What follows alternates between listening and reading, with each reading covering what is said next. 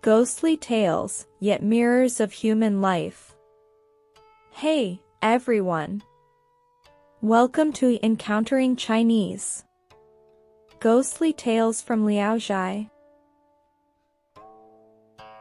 In ancient times, people believed that after death, the soul would drift into another world known as the Underworld or the realm of the dead. What's more, there were parts of the Underworld that bordered the mortal realm, and one such place was the renowned ancient city known as Fengdu City. Ancient China also upheld the notion that the afterlife mirrored the living world. If something existed in the mortal realm, it would also exist in the underworld. As a result, wealthy individuals would construct lavish tombs and bury items commonly used in life alongside the deceased. Now returning to our topic. The stories I'm about to tell today are about the legendary Fengdu City and the Emperor of the Underworld, Wang. The first story is titled Fengdu Imperial Censor. Outside the city of Fengdu, there was a cave. This cave was incredibly deep, and the local people believed that it was the entrance to the underworld, directly leading to the palace of the Emperor of the Underworld, Wang. All the instruments of punishment used in the underworld had to be created by humans nearby. Sometimes, people would find broken shackles or handcuffs scattered near the cave entrance. When this happened, the local magistrate would order blacksmiths to forge new instruments to replace the worn-out ones. Surprisingly, however, the new instruments placed there would vanish overnight. The expenses for providing these items would be reported to the higher authorities and deducted from the fiscal income. During the Ming Dynasty, there was an imperial censor named Wang. In that year, when he was inspecting the city of Fengdu, he heard about this phenomenon. Wang was a skeptic when it came to ghosts and gods, so he decided to enter the cave to see what was really happening and dispel his doubts. People warned him that it was very dangerous and he shouldn't go, but Wang paid no attention. One day, Wang took a torch and ventured into the cave, accompanied by 2 assistants. He walked for about a mile into the cave when suddenly the torch inexplicably went out. Wang peered ahead and noticed that the surroundings had become bright, revealing broad steps. On these steps stood 10 grand halls, with almost every hall hosting an official. These officials were all dressed in court attire, holding ceremonial tablets used for court audiences. They appeared stern and dignified, but the easternmost seat in the halls was unoccupied. Upon seeing Wang, the officials descended the steps to greet him, smiling and saying, "You've finally come. It's been a long time since we last saw you. Are you well?" Wang, taken aback, asked. "Where am I?" The officials replied, "This is the underworld, the realm of the dead."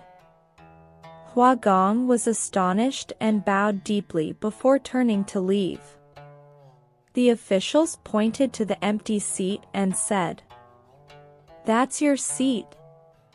Now that you're here, how can you leave?"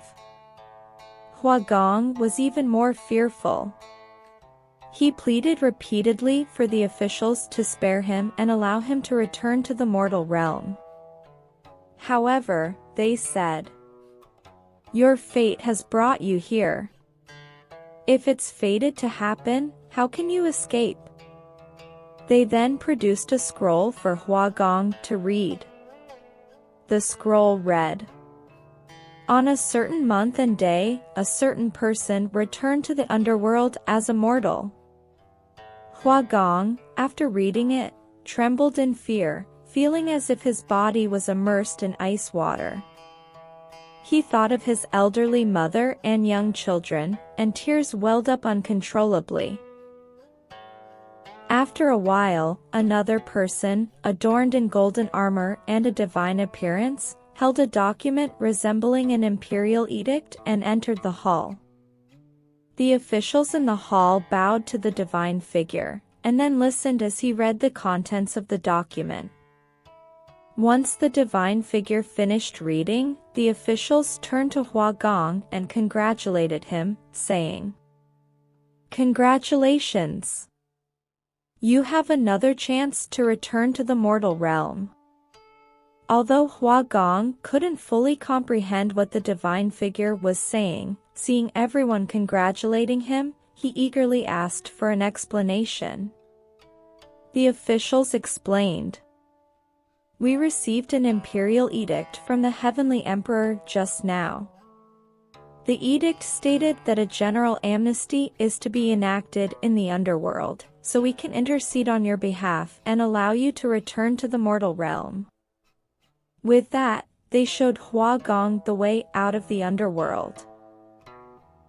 Wang followed the direction indicated by the officials.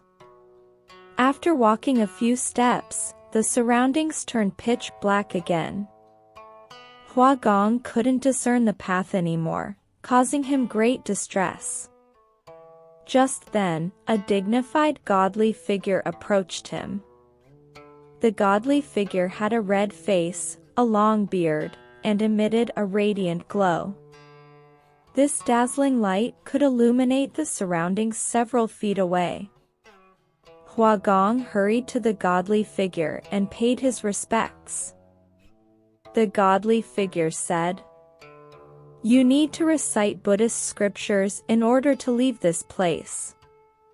After delivering this message, the godly figure vanished from Wang's sight. Wang thought, "It's been a while since I last recited Buddhist scriptures. I can hardly remember any, and Diamond Sutra is probably the only one I can recall." With that in mind, he began loudly reciting the Diamond Sutra. To his surprise, as soon as he started reciting, a beam of light appeared before him, illuminating the path ahead. He continued reciting and walking, occasionally stumbling over forgotten lines, which plunged him into darkness again. He would pause, meditating for a while, before remembering the lines and resuming his recitation, and the path ahead would light up once more. Wang repeated this process of walking, reciting, and pausing until he finally emerged from the cave. However, when he exited the cave and looked back for his two assistants who had accompanied him, he realized they had disappeared without a trace. The second story is titled, Wang. Once upon a time in the village of Linxiu, there lived a man named Li Jiucheng. One day, he decided to venture into the wilderness with his own set of drinking utensils. He found a secluded spot and began to pour himself a drink. Suddenly, a gust of wind whirled around him, howling through the air. Li Jiucheng stood up as he saw the whirlwind and respectfully spilled his drink on the ground, offering it as a libation to the passing spirits and deities. He wanted to invite them to have a sip. Not long after, one day, Li Jiucheng went out for some matters. He saw by the roadside a mansion of great scale, with its houses appearing grand and solemn. At that moment, a servant emerged from the mansion and invited him in. However, Li Jiucheng declined and turned to leave. Unexpectedly, the servant blocked his way, insisting that he must enter. Li Jiucheng told the servant, "I am not acquainted with your master, you must have mistaken me for someone else." The servant smiled and said, Sir, I haven't mistaken. You are indeed Mr. Li Jiucheng, and my master is inviting you inside. Curious, Li Jiucheng asked. Who is your master? The servant replied. You will naturally find out once you go in. Helpless, Li Jiucheng could only step inside the gate. As he passed through the first entrance, he saw a woman. The woman's hands and feet were nailed to the door. Intrigued, Li Jiucheng approached for a closer look and realized that the woman was actually his sister-in-law. Li Jiucheng's sister-in-law had a strange ailment, a malignant sore on her arm, that had rendered her bedridden for over a year. Filled with astonishment and fear, Li Jiucheng wondered why his sister-in-law was in this place. But he also suspected that the invitation might have sinister intentions. With these thoughts in mind, he hesitated, halting his steps and not daring to proceed. Seeing his hesitation, the servant urged him to enter. With no other option, Li Jiucheng gathered his courage and walked in. Li Jiucheng approached the front of the grand hall and saw a person seated there. The person was dressed like an emperor, exuding an imposing aura, and had a fierce gaze. Li Jiucheng knelt down on the ground, not daring to lift his head to look up. The person instructed a servant to help Li Jiucheng up. Speaking gently, he said, "Don't be afraid. Not long ago, I enjoyed a bowl of wine you offered, and I was pleased by it. Today, I wanted to meet you in person to express my gratitude, and there's nothing else." Li Jiucheng finally felt at ease, though he still didn't understand the reasons behind this encounter. The person continued. Do you not remember the incident a few days ago when you poured wine as an offering in the wilderness? Upon hearing these words, Li Jiucheng suddenly understood everything. He realized that the person before him was indeed the emperor of the Underworld, Wang, so he bowed down and kowtowed, pleading. Just a moment ago, I saw my sister-in-law suffering harsh punishments. As her family member, I am deeply saddened. I implore you to have mercy on her and forgive her. Wang spoke sternly. That woman was extremely cruel and jealous, deserving severe punishment. Do you know that 3 years ago, your brother's concubine, while giving birth, intentionally inserted a needle into the intestines of the concubine? That act has caused the latter to suffer constant pain in her abdomen to this day. Such malicious behavior has no humanity left. Li Jiucheng begged repeatedly, and finally, Wang said, Very well. For your sake, I will forgive her. When you return, make sure to persuade that woman to change her ways. Li Jiucheng thanked Wang once again and hastily left the grand hall. As he reached the gate, he realized that his sister-in-law had disappeared. After returning home, Li Jiucheng immediately went to visit his sister-in-law. She was lying on the bed, her hands and feet covered in severe ulcers that were oozing a lot of blood, staining even the Kong mat red. At that moment, his sister-in-law was angrily cursing due to the disobedience of a concubine. Seeing all of this, Li Jiucheng quickly tried to dissuade his sister-in-law, saying, Sister-in-law, please don't continue like this. The suffering you're experiencing today is a result of the jealousy you've harbored. His sister-in-law, upon hearing Li Jiucheng's words, became very angry.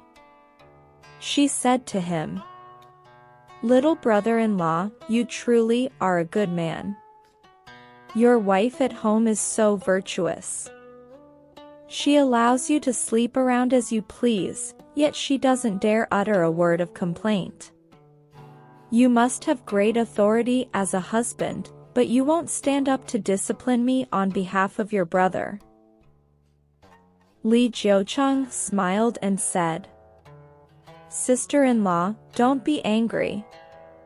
If I were to reveal everything I know, I'm afraid you wouldn't even have time to cry. His sister-in-law retorted with frustration. I have never stolen thread from the Queen Mother's needlework basket, nor have I engaged in any inappropriate behavior with the officials by Jade Emperor's side. I am at peace in my heart, so what reason do I have to cry? Li Jiucheng lowered his voice and said, However, you did insert a needle into someone else's intestines. What crime should that be considered? His sister-in-law's face immediately lost color upon hearing this, and with a guilty tone, she asked Li Jiucheng about the basis of his statement. So, Li Jiucheng proceeded to narrate his experiences to his sister-in-law. Hearing Li Jiucheng's account, his sister-in-law was so frightened that she trembled uncontrollably, tears streaming down her face. She lamented to the sky. I will never dare to do such things again. Unexpectedly, before her tears could dry, she felt the pain in her hands and feet disappear. And after 10 days, miraculously, the ulcers on her body began to heal. Since then, the sister-in-law completely changed her malicious behavior and became virtuous. Neighbors witnessed her newfound virtue and praised her greatly. A year later, the concubine gave birth to another child, and her intestines once again protruded. The attending midwife saw the needle clearly embedded there. The sister-in-law had the midwife remove the needle, and eventually, the abdominal pain of the concubine subsided. At the end of the story, the author includes the following commentary. Some believe that people with the kind of ruthless jealousy displayed by Li Jiucheng's sister-in-law are not uncommon in the world. Unfortunately, the punishments of the underworld cannot address each of them in time. However, I don't share this perspective. In my view, the punishments of the underworld might not be absent for those who commit wrongs. It's just that the message hasn't been relayed back to humanity. Speaking of this, it reminds me that the author also once told a short story about Wang. In Liwu County, there was a scholar named Li Zhongji. He was known for his upright and impartial character, earning respect from the people in the county. However, Li Zhongji suffered from a strange illness. He would faint every few days, becoming like a lifeless body, and only waking up after 3 or 4 days. Some people asked him if he went to the underworld when he fainted and what he saw there, but he always kept silent, never revealing a single word. At that time, there was another scholar in the county surnamed Zhang, who had the same peculiar ailment of fainting every few days. He once told others, Li Zhongji is the emperor of the underworld, Wang. I am his subordinate there. When asked about the couplet on the gate of the Yama's court, this Zhang scholar could even recite it from memory. Someone else asked him, what did Li Zhongji handle in the Yama's court yesterday? Zhang replied, I cannot give you details, but I remember he interrogated Cao Cao and even gave him 20 lashes. In this story, the author also inserted his own commentary. He said, Cao Cao, it's conceivable that dozens of Wang have passed judgments on him.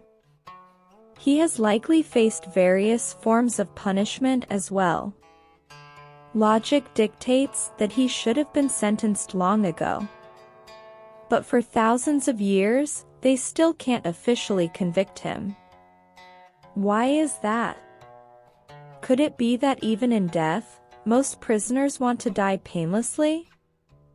Yet, Cao Cao can't even get the chance to die. It's just to torture him and make him suffer more. It's truly strange.